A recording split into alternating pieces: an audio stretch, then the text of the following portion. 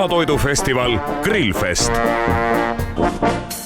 See on tore, mis iseenesest platsi peal toimub, et grillitakse nii liha kui kala kui köögivilju, et ka meie grillijad ikkagi käivad ajaga kaasas ja nii mitmeski kohas oli näha, et ka vegetoitujate peale on mõeldud, aga pigem jääb täna siin silma see, et väga palju rikkalikum ja ka võib-olla põnevam iseenesest on kogu see joogivalik, mida toidule lisaks pakutakse ja ma ei pea silmas siin ainult alkoholseid jooke või õlut või siidrit või veini, vaid ka kõikvõimalikke mittealkohoolseid kokteile, jääteesi, mida iganes, et see mass kõikvõimalikku sööki ja jooki ja muljetavaldav.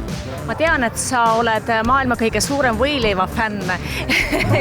Kusagilt lugesin, et aga kuidas sul on lood grilli ja chilliga?